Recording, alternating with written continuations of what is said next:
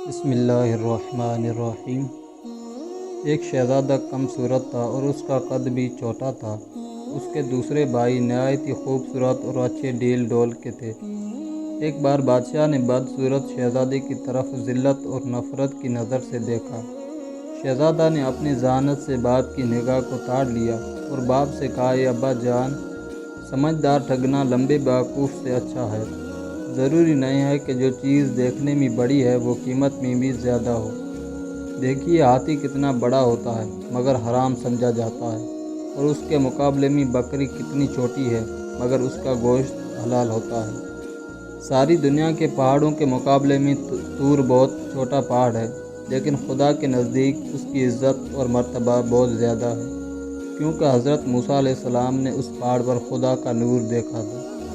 کیا آپ نے سنا ہے کہ ایک دبلے پتلے عقل مند نے ایک بار ایک موٹے بیوقوف سے کہا تھا کہ اگر عربی گھوڑا کمزور ہو جائے تب بھی وہ گدھوں سے بھرے ہوئے پورے استبل سے اچھا اور طاقتور ہوتا ہے۔ بادشاہ شہزادے کی بات سن کر مسکرایا۔ تمام امیر و وزیر خوش ہوئے اور اس کی بات سب کو پسند آئی، لیکن شہزادے کے دوسرے بھائی اس سے جل گئے اور رنجیدہ ہوئے۔ جب تک انسان اپنی زبان سے بات نہیں کرتا ہے اس وقت تک اس کی اچھائیاں اور برائیاں ڈھکی چھپی رہتی ہیں۔ ہر جنگل کو دیکھ کر یہ خیال نہ کرو کہ وہ خالی ہوگا، تمہیں کیا خبر کہ اس میں کہیں شیر سو رہا ہو۔ میں نے سنا ہے کہ اسی زمانے میں بادشاہ کو ایک زبردست دشمن کا سامنا کرنا پڑا۔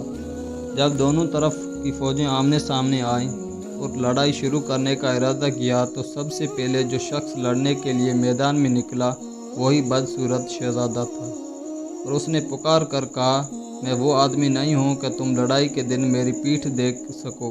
میں ایسا بہادر ہوں کہ تم میرا سر خاک اور خون میں لتھڑا ہوا دیکھو گے، یعنی میں دشمن سے لڑتے لڑتے جان دے دوں گا مگر ہمت نہ ہاروں گا۔ جو لوگ خواہ مخواہ لڑائی پر آمادہ ہوتے ہیں وہ خود اپنے خون سے کھیلتے ہیں، یعنی مفت جان گنواتے ہیں، اور جو لڑائی کے میدان سے بھاگ جاتے ہیں وہ پوری فوج کے خون سے کھیلتے ہیں۔ یہ کہہ کر شہزادے نے دشمن کی فوج پر بہت سخت حملہ کیا اور کئی بڑے بہادروں کو قتل کر دیا۔ جب باپ کے سامنے آیا تو آداب بجا لایا اور کہا، اے ابا جان، آپ نے میرے دبلے پتلے کمزور جسم کو ذلت کی نگاہ سے دیکھا اور ہرگز میرے ہنر کی قیمت کو نہ سمجھا۔ آپ کو معلوم ہونا چاہیے کہ پتلی کمر والا گھوڑا ہی لڑائی کے میدان میں کام آتا ہے۔ آرام اور آسائش میں پلا ہوا موٹا تازہ بیل کام نہیں آ سکتا۔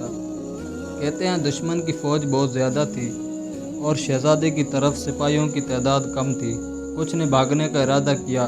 شہزادے نے ان کو للکارا اور کہا، اے بہادروں، کوشش کرو اور دشمن کا مقابلہ کرو یا پھر عورتوں کا لباس پہن لو۔ اس کی بات سن کر سپاہیوں کی ہمت بڑھ گئی اور سب دشمن کی فوج پر ٹوٹ پڑے اور اس کو مار بھگایا اور دشمن پر اسی دن فتح حاصل کی۔ بادشاہ نے شہزادے کو پیار کیا اور اپنی گود میں بٹھایا، اور روز بروز اس سے محبت بڑھنے لگی اور اس کو اپنا ولی عہد بنایا۔ دوسرے بھائیوں نے یہ حال دیکھا تو حسد کی آگ میں جلنے لگے اور ایک دن بد شکل شہزادے کے کھانے میں زہر ملا دیا۔ اس کی بہن نے کھڑکی سے دیکھ لیا اور شہزادے کو خبردار کرنے کے لیے کھڑکی کے دروازے زور سے بند کیے۔ شہزادہ اس کی آواز سے چونک پڑا اور اپنی ذہانت سے سمجھ گیا کہ دال میں کچھ کالا ہے۔ کھانا چھوڑ دیا اور کہنے لگا، یہ تو نہیں ہو سکتا ہے کہ بے ہنر لوگ زندہ رہیں اور ہنر مند مر جائیں۔ اگر ہما دنیا سے ختم ہو جائے تب بھی کوئی شخص الو کے سایہ میں آنا پسند نہیں کرے گا۔ باپ کو اس واقعے کی اطلاع دی گئی تو اس نے شہزادے کے سب بھائیوں کو بلایا، ان کو مناسب سزا دی۔ اس کے بعد ہر ایک کو اپنے ملک کا ایک حصہ دے دیا تاکہ آپس میں جھگڑا فساد نہ کریں۔ اس طرح یہ فتنہ اور فساد ختم ہوا۔ سچی بات یہ ہے کہ دو فقیر ایک کمبل اوڑھ کر آرام سے لیٹ سکتے ہیں، لیکن دو بادشاہ ایک ملک میں نہیں رہ سکتے۔ اللہ کا ایک بندہ آدھی روٹی کھا لیتا ہے اور آدھی دوسرے بھوکے شخص کو دے دیتا ہے، مگر ایک بادشاہ کا یہ حال ہوتا ہے کہ اگر دنیا کے بڑے حصے پر قبضہ کر لے تب بھی اس کو باقی دنیا پر قبضہ کرنے کی فکر سوار رہتی ہے۔